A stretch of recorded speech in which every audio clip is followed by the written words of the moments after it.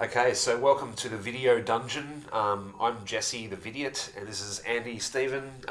We're both sort of video nerds, I guess, and kind of interested in the ephemera and strange kind of cycles of creation in the video realms.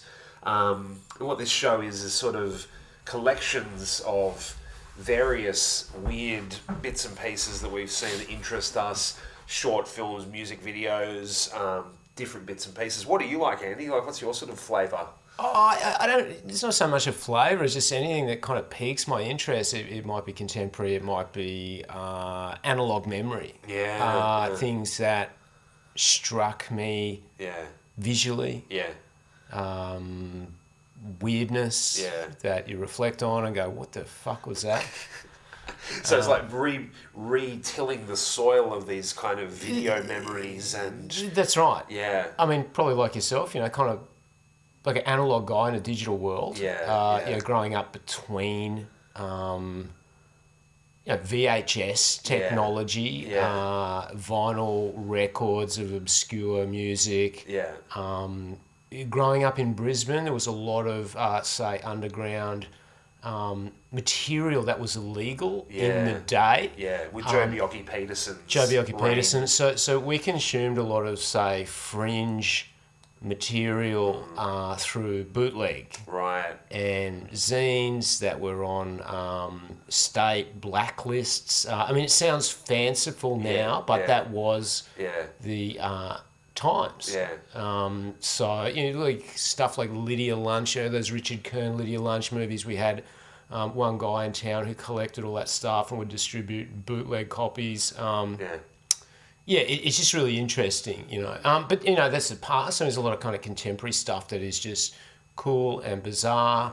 And we always just end up talking about that shit anyway. So we might as well make a video version of it. It's always a combination of bizarre visuals and... And I think the other thing too is that, this is sort of like a curated kind of platform that we're developing here where,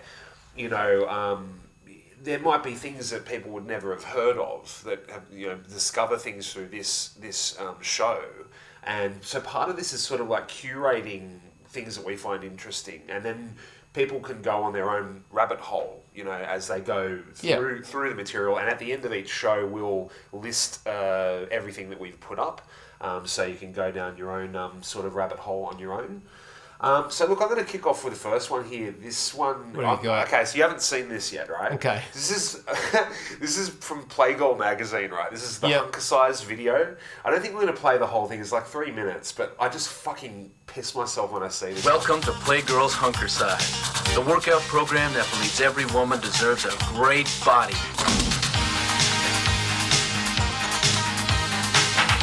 Fucking pausing.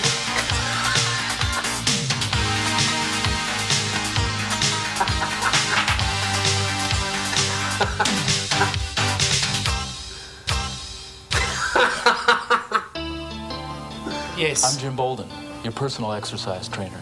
Together, we're going to give your body all the love and attention it deserves. We're going to start off with the sensory awareness section to help you connect your mind and your body.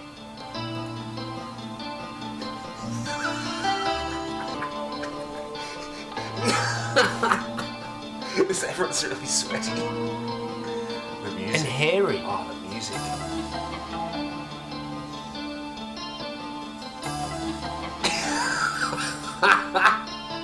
A lot of leg hair. Yeah. Wow. Okay, I think that's enough of that. Limbering is an essential part of any... the limbering part. But yeah, I love these kind of... It's hard to imagine that this was serious in the day. Yeah. Well, it has the porno production value as well. Like it has that sort of... I don't know what they shot it on. It was on like this kind of... I think it was film they would have shot it on. It would have been film. But it looks like... obviously it's Playgirl, but it's just this sort of... There's this thing about it, like the production of these things. Who are they for? Like, it's kind of lurid facials and... Fantastic. Yeah, it's cool. This one here I've got... I just love these... I'm a massive... fan of ad fan. I love 1980s ads and 1970s ads. Yes. And I don't know if you've seen this one for the 4711 Ice Cologne. right? And this is this. You haven't seen Off this the one? right now, it doesn't ring a bell, Yeah. but potentially I could go into a flashback. Yeah. There's certainly some.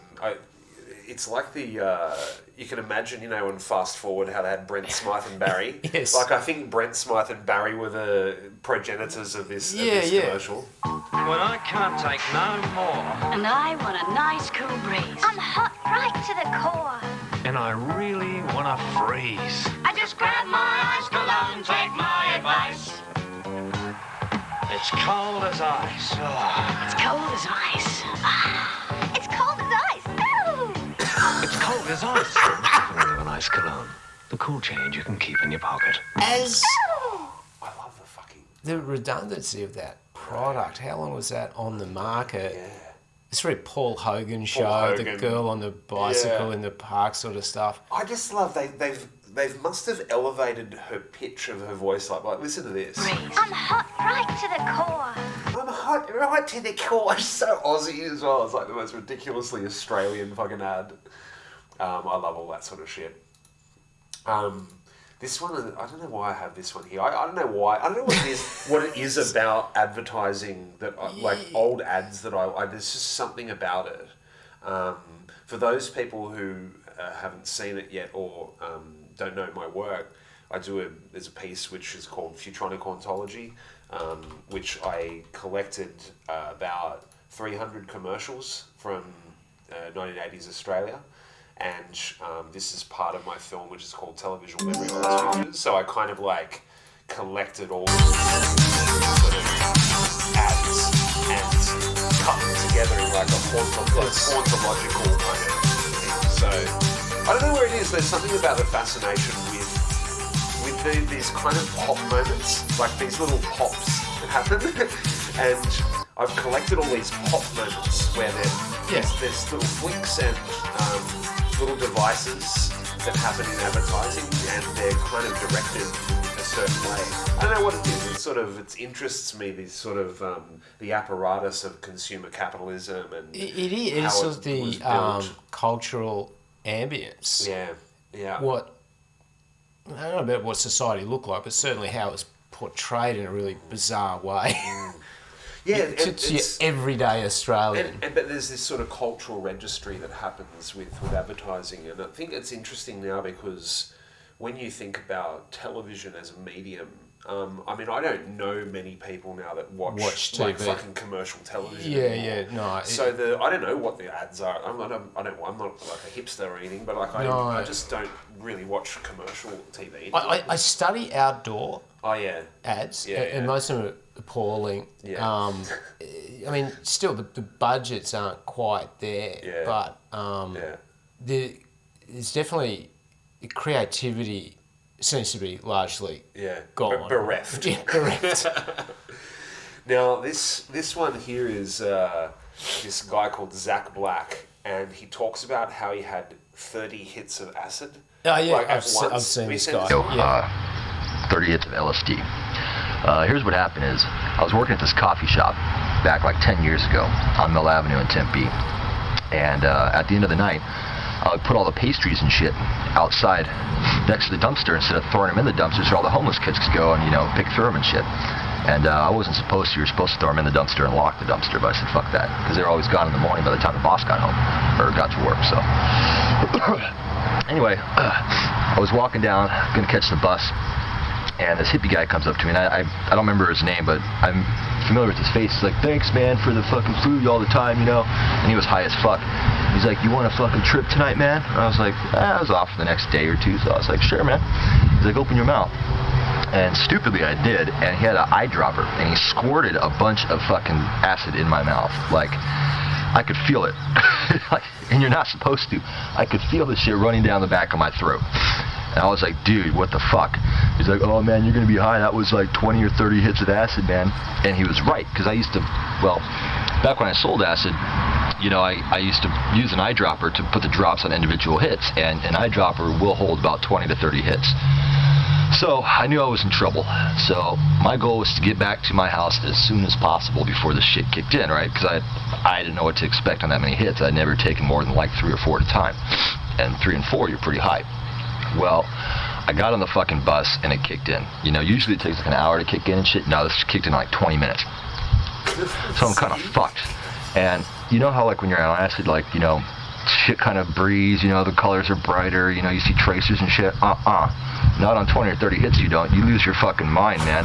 Like I almost went blind. I was hallucinating so hard. I was seeing shit like melt before my eyes. I couldn't read. My whole frame of vision was like constantly like shifting like that. I was like, what the fuck? And I missed my bus stop because I was high as fuck. I got off at the wrong bus stop, and I was only like maybe a mile away from my house, right? But I was so high I couldn't even fucking walk straight, man. I ended up sitting next to the canal, talking to myself until the sun came up. And I peaked for like 5 or 6 hours, man. Not like 1 or 2 hours, like with a couple hits. I peaked like at least 5 or 6 hours. I lost all concept of... The thing that people talk with the cigarette in their mouth, it is a lost art. It's definitely like, he's fully coherent. And he's but he's just committing to the ciggy in the mouth, you know. That's a fun, great story. It's a great clip. What is... did you ever watch Tom Green? Doesn't ring a bell. It's kind of funny because, like, Tom Green was, in a weird way, like, I think Tom Green is massively rated. Right. Underappreciated. He sort of had his heyday in the kind of 90s and early 2000s. He had a show on MTV. But I like the really early shit that Tom Green did when he was on Community Access in Canada. Right, okay. The Canadian... yes. I haven't seen this in a while. I saw this in my thing. I'm going to watch this fresh. But he was sort of like one of the first kind of jackass kind of guys. Right, like he sort of kicked off that whole... Gonzo. Gonzo sort of stuff. And he would just go and kind of, hassle certain people in shops. But like... In a nice way, like the joke was always on him, like it was him being the lunatic, but he just do shit like this. Could I get extra cheese as well? I guess I'll get some lettuce, and I'll get some tomatoes, black olives. I guess some black olives, and I guess I'll get 2 pickles, and I guess I'll get some pepper, a little bit of lettuce, a little more lettuce as well, and some mayonnaise. And I guess a couple more tomatoes. And some green peppers. And I guess a little bit more lettuce as well. And some pepper. It just goes on and on. Some mayonnaise. And a little lettuce. And a couple pickles as well. Some green peppers. A couple of hot peppers as well. Not too many hot peppers. And some lettuce. But yeah, his stuff was quite outrageous as well. Like, I'm going to put on some more later in later shows. This one isn't kind of crash hot, but he had this sort of very kind of Gonzo sort of style. It was really good. I don't know what this is. Meat Egg Dog.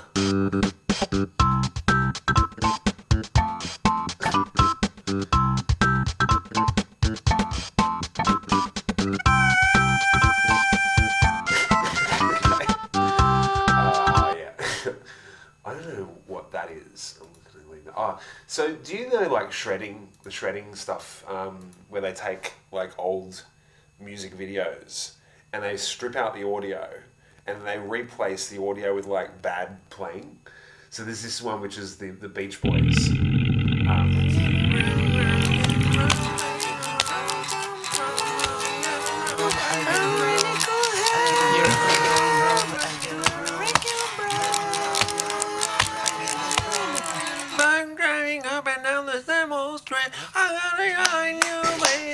How many views have got sent? It's 4.9 million. Yeah. There's another one which is the Rolling Stones shredded.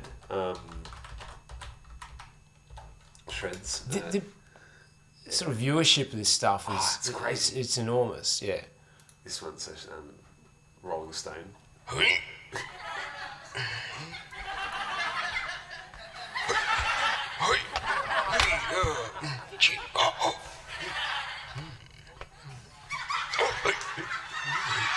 That's the fucking laugh track. What's the laugh track?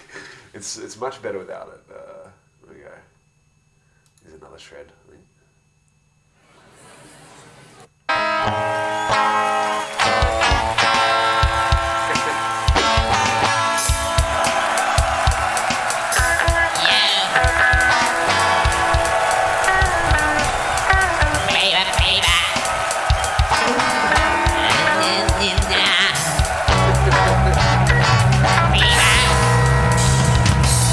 There's like a whole ecosystem of these things now. You know? Yeah. Anything that comes to your mind, like? Have you Oh got any, yeah, I mean, got any just searches you wanna go through? just go to Google search, put in. I mean, it kind of goes in a few other themes, but like weird VHS art. Yeah. I don't know what it was like when. VHS art. Yeah, no. Put in Suburbia Penelope Spheris. Oh, Penelope, who directed Wayne's World. Yeah. Penelope Long before Spheris. Wayne's World. Spheris. Suburbia. It's a movie. It's like a punk. It was an exploitation film. It had Flea in it. Just go to Google Images. Yeah. Put in like VHS cover. VHS cover. The thing where This one. yes, yeah, like I just stare at that cover and go, what the fuck is that about? Right? Oh wow. Like it was so cyberpunk kind of bizarre, thing. and I can't remember if that was only the Australian release or not. I'm not that much of a historian, but that thing where the airbrushed art of the day Oh, I love this shit. often didn't resemble a movie at all. Yeah. And so you would walk in there for hours, like browsing his shelves, going, "What the fuck is that about?" It's a great movie. It's got Flea in it. It's it's got TSOL live tracks. That cover has, it's like Ghana Vision, has absolutely nothing to do with the film. Meet the kids from Suburbia. There's Jack, Wake up and smell the coffee, man. Sheila, I have so many scars already. Joe, That could be there all your life. and Ethan. I feel kind of scared. You'll love them. Or hate them. Metal rejects running wild in our street. It's a great film.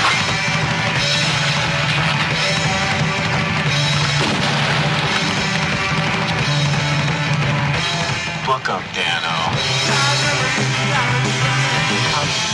Their music. Lift a little bit of stress off and stuff, We're talking about kids. Kids like yours and mine. Well, I'm damn sure they aren't my kids. Their home. Anyway, This is the best home any of us but also ever too, had. like, going back to just go back to Google Images, right? Yeah. Put in Savage Streets, Linda Blair. Like she did all these like weird exploitation movies after The Exorcist, and she was like, Oh wow. yeah, I love this shit, bro. This stuff is great. Like, these like fucking this covers. perm kind of stuff. Or the bad guys always had like a sort of a lightning bolt earring on a chain. This guy with the axe. Like they're these weird revenge movies. Wow. But again, that it overlapped with pornography. This sort of big hair, cleavage, curvy women. Let's look at the trailer for this one. Oh, it's out. The movie is not that good. The trailer sort of. Let's have a look and see great how cut. shit it is. Trailer movie. Oh, this is a full fucking movie. I love how now on YouTube there's certain like they just put full movies up now, and sometimes like if the movie is not really that good, they just let them do it. Well. Look who's here. No, go to the actual theatrical trailer. Theatrical trailer. Okay. Oh, here we go. Original theatrical trailer. Yeah. Right. Girls Gone Wild. Siggy's. It started off as an innocent prank that erupted in savage violence.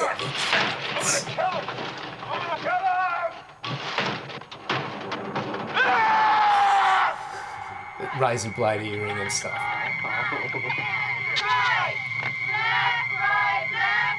Look at that, Jake, huh? You think she had fun when she filled her car with garbage, huh? Shut up, Red. What are you gonna do about it? She looks like the chick from RoboCop. Yeah. The fucking police, the Murphy's partner. Was it Lois? Nice synth soundtrack. A great soundtrack. I actually think there's a John Farnham song on the soundtrack. Yeah, this was not uncommon for this era of, like... Girl, what you yelling for? Heather's deaf. Hey, Brenda, isn't this Heather's stuff? What a weird trailer. It's like, they're kind I'm of... sorry about your sister, Brenda. The police are doing everything they can. I forget that guy's name. He's Shouldn't just have been there in the excellent. first place. Charlene, Bad nightclub scene. You got like the Thriller jackets on? what am I gonna do if Heather This chicken back here. dies? No, wait, just keep going just a little bit. Let me just go back. Savage Streets. Yeah. We'll meet you guys at the top. You're not gonna hurt her, right, Jake? Isn't that what I said? Jesus. Don't get! Brenda, you can't take the whole world on by yourself. You don't know anything. This is John Farnham song. For God's sake. It wasn't my fault. Hey, what is it? Wait a minute, man. I don't like it. Something's weird. What's the matter, boys? Lose your nerve? What a shame. Oh, she's like got a crossbow. What the fuck?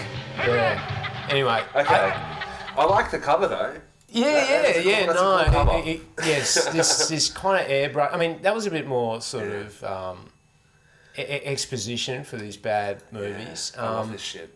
What's another example of this sort of stuff? Class of 1984. This scared the shit out of me as a kid. Just the cover and the trailer, because it was rated R. Like we had to get someone's older brother to rent it. Yeah. Yeah. Wow, it's like we are the future and nothing can stop us. Totally. Very cyberpunk. That's right. There was that era where everything was like, everyone was like kind of punk, but futuristic punk. Yeah, it's kind of like Culture Club. I kind of like this. Yeah. It's cool. Was it a good movie? It's a great revenge movie. The tormented teacher kind of tracks them down and like cuts them up in the auto shop and stuff. Like it's standard kind of fodder. But again, it's this sort of artwork of the day. Oh my. Let's go. Let's check the trailer out. Class. Great Alice Cooper song. Alice Cooper's fantastic theme song. Now the 4 movies on there. It's weird. These fucking like old movies, like people just upload them and. Shout Factory TV, changing the channel. What the fuck? Class of 1984. Take a look at my face. I am the future. How do you like what you see? Take a look at my face. I belong to the future. Class of 1984. Their only goal is power. I run this school. It's great. Their All these only movies law is survival. If you want to survive around here, you have got to learn to look the other way. Their only allegiance is to themselves. Still believe in all that bullshit that holds it together. I pledge allegiance. Otherwise, you'd have done me right. Like this. Hey, look what he done, man! He tried to kill me! It's like society in decline. You simply cannot afford to fail this class. Now, what is the answer? I am the future. I am the future. This is cool though. Like I want to watch this. But you've taught before and nothing like this has ever happened. All right, I gotta deal with it. Who's going to protect you?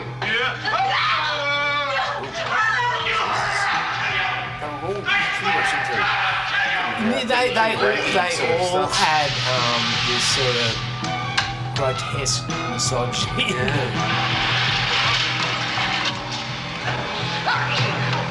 We're gonna play some more later.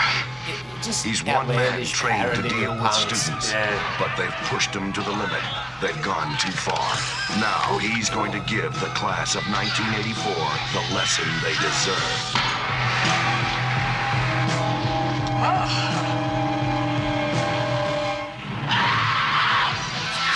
Class of 1984. Is this the future? It's all a bit bloody full on, isn't it? It's very. Lastly on this theme, we'll go to something else. Yeah.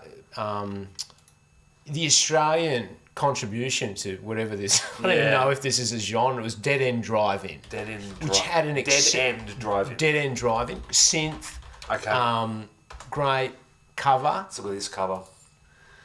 Dead End Drive-In. Filmed at 1986. Mascot from memory. Right. Yeah. Shit. Yeah. Wow. Great trailer, if you want to bring up the trailer. But, I mean, similar stuff. Like, they kind of look more like roadies for Culture Club.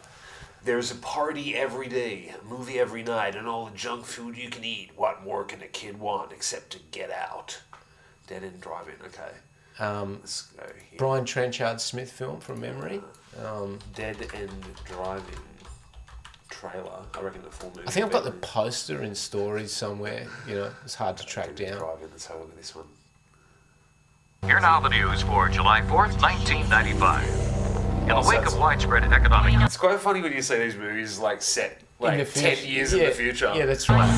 Officials are reporting massive general strikes. In the 1970s, there was Clockwork Orange. Then in the 1980s came Mad Max and The Road Warrior. Now comes a startling new vision that takes you into the apocalypse and beyond. Back to the old drive-in you used to know and love. Only now, when the show is over, there is no way out. Dead End Drive-In. Believe me, right now. Not getting through to you, am I, son? No cabs, no buses, no transport. So, you're here. The government decides what to do with you. Government. Concentration. You can't tell me they don't want to get out. Yeah, but they know they can't, son. There's no future. Come with me. God, Jimmy, can't you see? This is all we've got. Get out of here. And don't you try and stop me again. Get out of the way! Hey!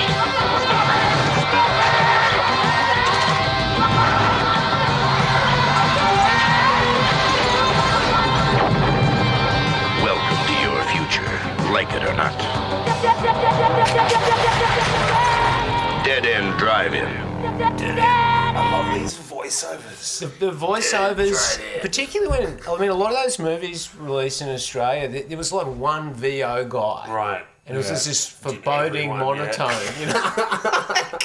Like, it's weird, like, what was the driver behind that style, you know, like, you know, and then, you know, the 90s came the, in a world where one man's night is another man's day, and it's like, there's this evolution, but this was sort of, there was like one voiceover guy that had that for Australia. Yeah. I mean, I think there's like a roadshow YouTube channel with a big curated list of the trailer stuff. It's all, you know, this is one fascinating or two guys. shit. So I would never have fucking known to look at this if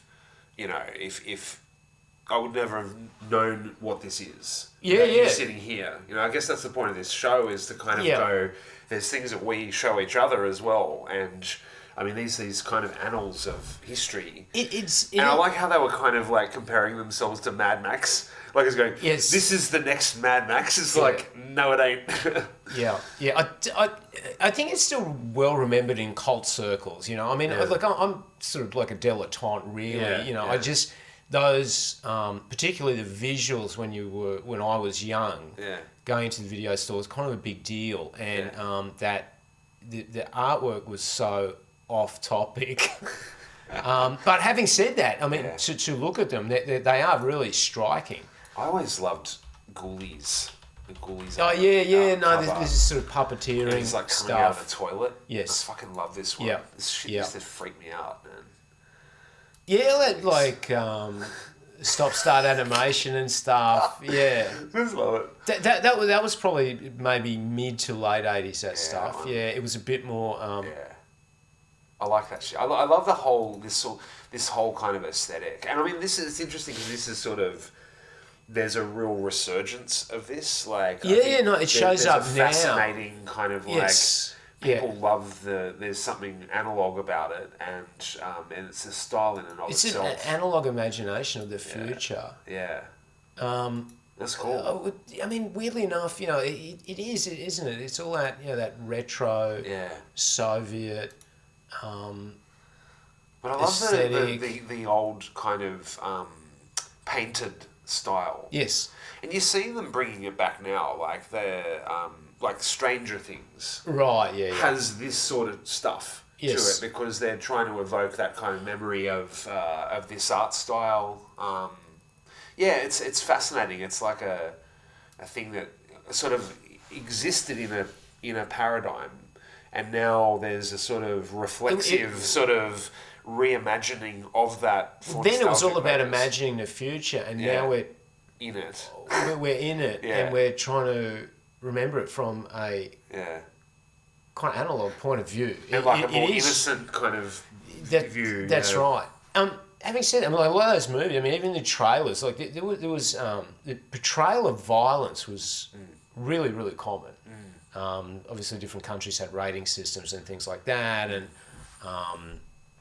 I mean, growing up in Queensland too, what made it across the border, like you used to go to the video store in Tweed Heads, and a third of the films were labelled banned in Queensland. Right. It's like Friday the 13th, Part 3. It seemed the censor was reasonably random in their application, but and you could be arrested for having these films. Wow. So that like growing up in that era, there was a certain danger to it. It's a kind of a taboo. Yeah, I mean, the guys that like this one guy that like had this bootleg collection, and he went on later when that sort of when the banana curtain fell. He went on to have like a cult movie store and stuff like that. What was the banana curtain? The Joe Belky Peterson. It was like a joke, like the Iron Curtain. Right. The sort of the big New banana in the Queensland, New South Wales border. But so it was, I guess so much stuff had an added value of taboo. Right. And it was circulated as some kind of perverse material. Right.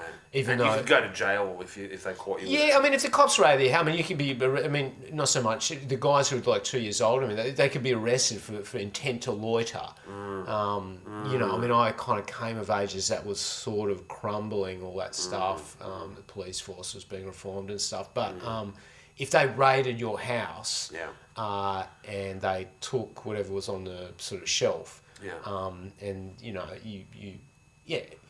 have forbidden material. Wow. Yeah. Wow. Okay, that's good. That's a fascinating insight there. Dead end drive-in. But now we're again a lot of people trying to imagine the past. Yeah. Or that the future has this retrospective feel to it. Yeah. Which is interesting. It's like a. I sort of talk about this in the film that I'm doing, which is called Televisual Memory of Our Lost Futures. Yes. So there's a section where I talk about the psychology of nostalgia. Yep. And what drives that sort of thing. So that'll be released in about a couple of weeks. So I'll. Do you know that phenomena like nostalgia in like nostalgia? What is that? Like, in East Berlin, collapsed the Iron Curtain. Like, this, they had suddenly like their entire world, it literally ceased to exist. Yeah. Like everything from like cornflakes to so it not so much a nostalgia for East German communism, but the ambience no longer there was no transition. Like I mean we live with it. Suddenly there's no more video stores, but there's DVDs and then suddenly there's no more DVD stores. Like we all go through this kind of the current of modernity, but in certain places it was like profoundly sudden. What's like groups like Bolchat.Doma? You've seen these guys from Belarus, right? They're sort of taking this thing. I saw them at Dark Mofo. They're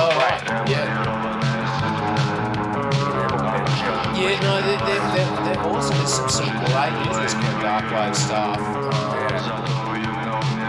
But it sounds like it was recorded, 30 years ago. Yeah. But it's so true to this sort of form of like nostalgic retrofuturism. Yes. But it's also genuine. Like these guys are a genuine band. They're brilliant. But yeah, I love this sort of stuff. Check them out if you haven't, guys. No, they're awesome. I mean, I've been to the Belarus a few times, and it's like something out of a Philip K. Dick book. It's not quite what Western Europeans would say. It really is a strange place, and it makes a lot of sense that this stuff comes out of there. No, that's a good band to check out, guys. Like Tangerine Dream Tangerine stuff. Dream. And, you go to those places, and it really makes sense that that music came out of there.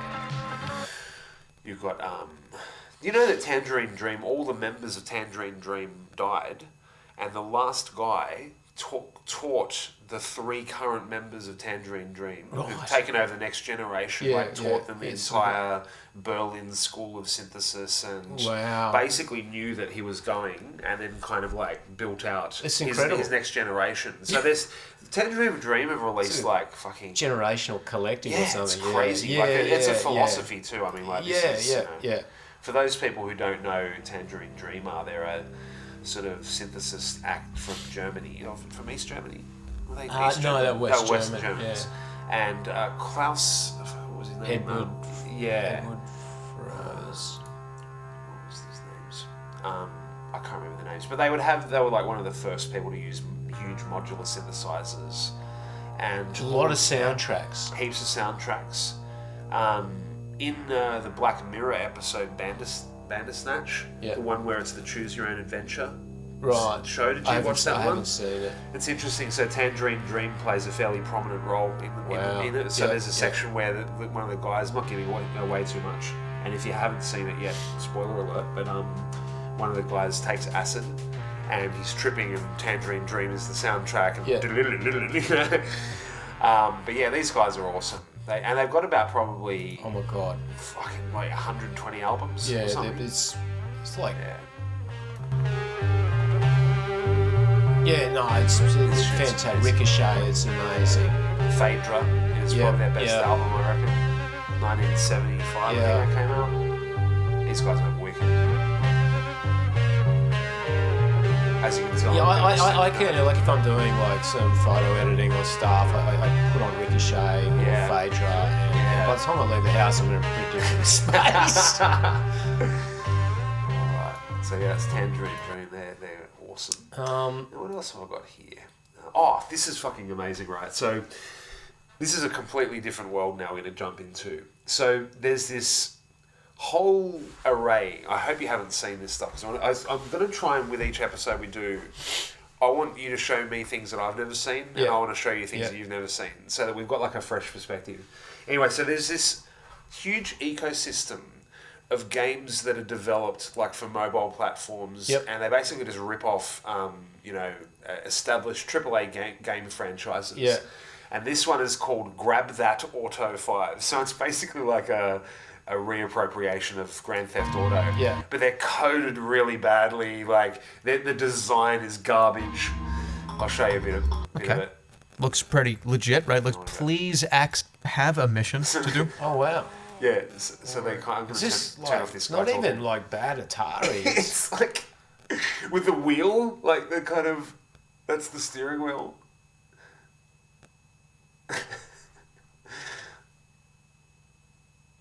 And they're just terrible. Like they're broken. Like you just drive through the walls and stuff. Yeah. But there's this whole ecosystem. Basically, like the way that they make money is that I was going to ask, what's the business model? It's just basically to capitalize on people thinking that it's Grand Theft Auto. Right. Like there's kind of like in search where some websites like and that's the whole business model. And the games are like some people play it like probably not even once. Yeah. What is this guy still talking? Fix-o-matic. Oh God, I have to unlock. Everything has to be unlocked. Money and diamonds and shit. Just savage beating. I'll just get back in my burger car, one of the only cars I can fucking drive. Hold on.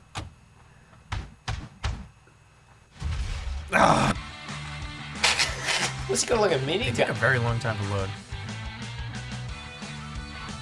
This one has graphics. This music is so annoying. Like, it's so bad. Is anyone driving this car? It's just...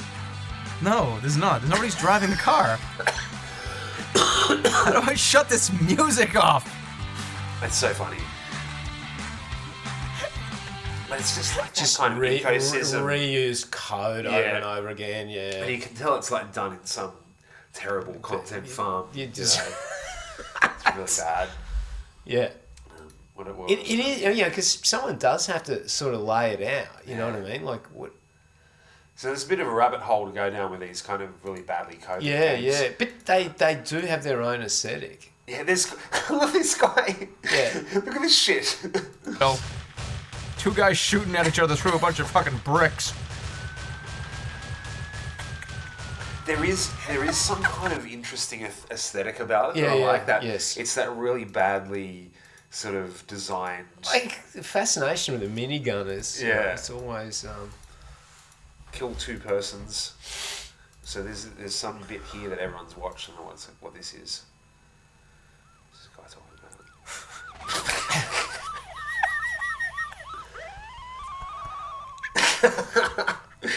it. Reminds me capture of a ski accident or something. What is it? Bumble RX. Bumble RX. I think, is it Bumble RX? RX Bumble. Yeah. I love this aesthetic. There's this group called RX, and they did this piece called Bumble, and it's one of my favourite tunes. I play this out live sometimes when I'm doing shows.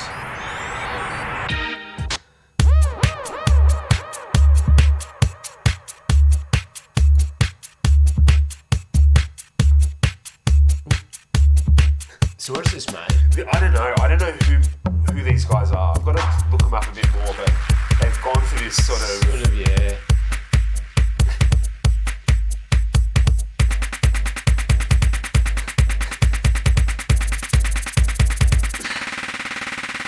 Beep, beep, beep, beep, beep. I think this was made like 10 years ago. Yeah. Yeah, those the clips 8 years old. Yeah.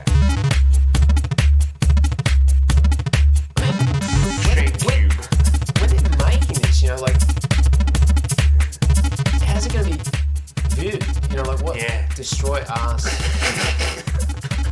I don't know what the thinking of it was, but I just love the commitment to the no, insanity of it, like Homer Simpson with a giant penis, and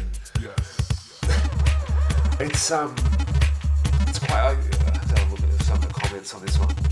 Like, was this the only place this was kind of published? Was it like made for YouTube? I think like it's just for YouTube, yeah. This is art in its purest form. Every emotion I've ever felt has now been replaced with regret and pain. Yeah, but I love all this sort of stuff, like this kind of. It's people that are just made to make shit. What was I going to show? There's I'm sort of bouncing around a little bit here, but that's cool. I love this sort of stuff, like these kinds of early computer animations. Like there's this bizarre, like, kind of weirdness about them. But it was sort of limited to what they could do. You know, like this was literally all they could really make. And at the time, this would have basic 3D modeling, kind of like people would have been having minds blown by this. Yeah. It's quite artful. There's a lot of these first early 3D modeling projects were quite artful. Yeah. It's a weird map of like globes in the background. And they always had these kind of strange, hypnotic, sort of film glass-esque soundtracks to them. Bit of computing processing power. Megas. Okay, so 1989, yeah. Oh yeah, so this is okay. Yeah. I just love this shit. Pixel Machine 964. Megacycles. So at that time, a lot of the film special effects were still practical effects. Yeah. Like yeah. That When did digital really take over? It was like Jurassic Park or I something. reckon the real shifting point was Terminator 2. Like when the Liquid Terminator, that was 91 that came out. 91, yeah. That was a probably big jump the first. Because RoboCop was still RoboCop was start. 88, and they were using opticals and stop motion. Yeah. So like N209 was like a stop motion. Yeah. There's something about there's a feature that I love in the N209 section in RoboCop, right? The soundtrack of like when you listen to the sound design of the machine, like when it's coming in. Nice. I'm not going to play the really bad bit. Yeah. Ed 209. There's this whirring, this synth noise, it's amazing.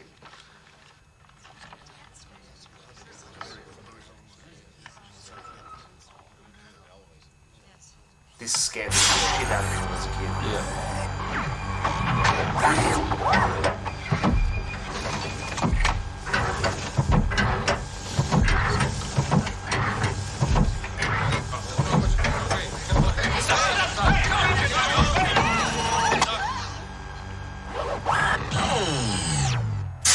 Just the sound design of that is so good. It's great. Verhoeven was so great. Like, I watched Starship Troopers the other day. I'd never seen it before. With Michael Irons. And it was kind of like the last good movie he made, I think. Right. I mean, the last sort of Verhoeven kind of Okay. esque. I think he did like a bunch of other movies which were like dramas. But Right. he's never really kind of done anything No, like it's this a great parody. this really amazing sort of... What year was that? This was 87 this came out. No, Starship Troopers was 97. 97? Yeah, they came out in 1997. Yeah. God, my memory. Yeah, I don't know if I've got some weird cutie. Yeah, but like just there's things like this, like it's so etched in the memory, like just the sound design of that thing. Over COVID, I don't know why, I went on because I was marooned in Brisbane of all places, and I did a bit of a kind of retrospective on different stuff. I ended up watching. It's like Pet Sematary, And the first 20 minutes, I was there going, "This is pretty crap," but after a while, it's pulled into it. It's all practical effects, and it was like it created a mood. It was fucking scary. And the scene with the sister. It's a little kid. All that's It was like wow. So I mean, people are still kind of dedicated to the craft of creating practical effects, an impact on people. And as cheesy as they were, like they did work.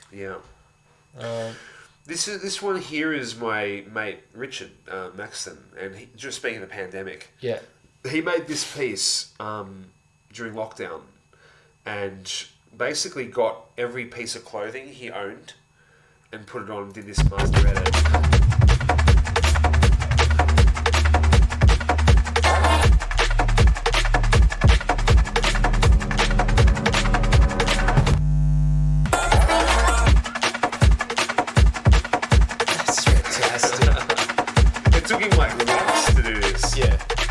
But I just wanted to share this one. People should go and follow him because he does good stuff. From Sydney, Australia. This is him jumping, so like each time he takes a shot, it's like him jumping. It's crazy. Yeah, it's a nice bit of art. Now, speaking about things that are art, this is almost like the opposite of art.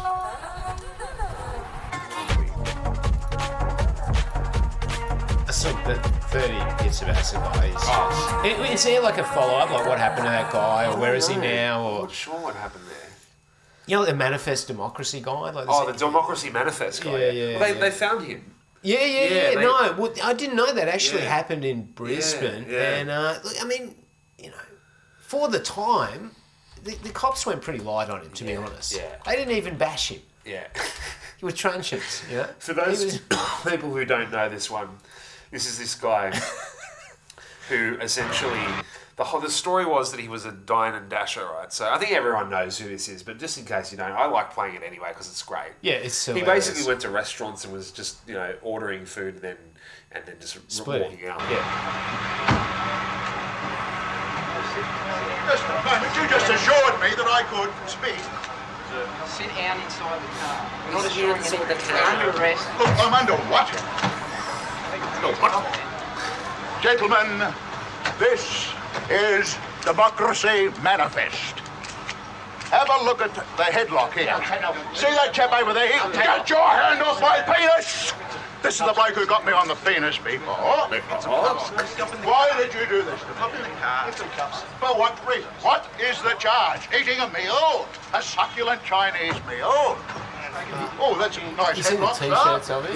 Yeah, it's like branded merch and He's stuff. doing he's got like doing paintings and stuff. Yeah. But like the thing I find really interesting about memetics and like that moment in time. Yeah. Had it not been filmed, probably would have said the same stuff. But the registry that had. Yeah, and then it got with the resuscitated. culture, and it's like just literally a 30-second engage. Yeah. Thing turns into a cultural phenomenon. Yeah, that's right. And you That's could right. never pick it. You'd never ever pick that. It's like, did you ever see the thing with Rex Hunt when he was caught with a woman? For fans of Tony Martin's Sizzletown, and get this, Tony Martin, the Australian comedian or New Zealand comedian, lives in Australia. He had this unbelievable fascination with this single exchange that Rex Hunt did, which was he was admitting that he got caught with a prostitute. So he got caught with a prostitute. Yeah. What was it? How good is this, right? And Tony Martin ran this joke for like months. Yeah. Like just different bits. Squeeze it. So this is the original piece here. Where is it? The original. You must. Hang on. Let's go. How good is this original? It's almost like a haiku. Where is it? Where's the original one?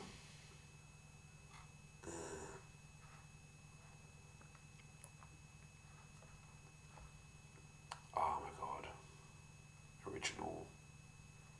Anyway. So, I'm trying to find it. I should have lined this up. Anyway, he goes... I've memorised it. So basically he goes...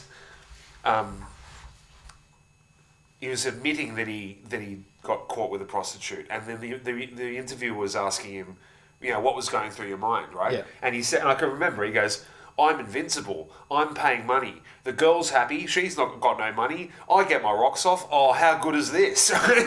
And it turned into this full-blown kind of gag. And then Tony Martin did this sketch, which was like the best of Rex Hunt's kind of stuff. And it was You must remember this.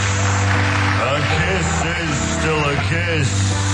Oh, how good is this? It's the album you've been waiting for. Rex Hunt. How good is this? I'm paying money. The girl's happy. She's got no money.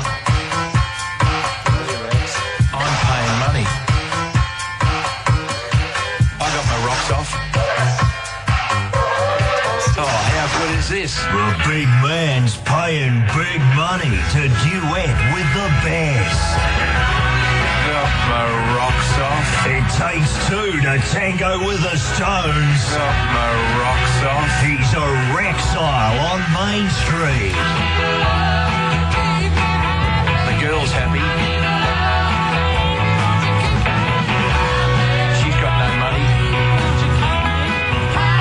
She's got no money. There's easy listening. How good is this? Something for the kids. How good is this? How good is this? And all your classic rock favourites. I got my rocks off. Got my rocks off. Honey, I'm invincible. I'm paying money. Rex Hunt, how good is this? It's worth paying for. Tony Martin's a fucking genius. If anyone hasn't heard of him, go and check out Get This, which is the radio show he did from 06 to 07, and also his podcast, which is called Sizzletown. It's so good. He's a living treasure, that guy. Well, we're coming up to about sort of nearly an hour here. It's good. I mean, I'm going to ask you, because when you were younger, you were quite the metalhead. Yeah. again, I mean, I've sort of examined a lot of things from the past, which I'm not overly attached to, but they are funny. And there is. This is your phase that you're going through. Facebook group. I wasn't a big metalhead as a kid. Let's go. What are we looking at? Metal album covers. It's a Facebook group. Oh, let's go into Facebook. Yeah. But not only that, it's this weird overlap with Dungeons and Dragons artwork. Metal. Bad 80s metal. Crap 80s metal art. Here we go. Yeah. Yeah. This only that there was a Spain. There's this place called the Record Exchange. Yeah. And I went in there one day, and the guy, I think he had like overseas connection. He must have got like a shipping container of bad obscure metal from the US. Oh, I love this. And there were like hundreds of these crappy LPs. And if I could go back in time, I just would have bought them. Yeah. Like, look at this piece of shit. Yeah. I mean, is he bands never heard of? It's not like Creator or Sodom or something, Blood Good. Yeah, like this, heavy metal magazine, rollerball rip-off covers. I love this shit, man. Airbrush helicopters. Look at this piece of shit. Angel Crash. They phoned this one in. Satan. The album's just called Satan. It's a chessboard. But the dearth of the... What the fuck is that? What the fuck is that? Maniac. Bad...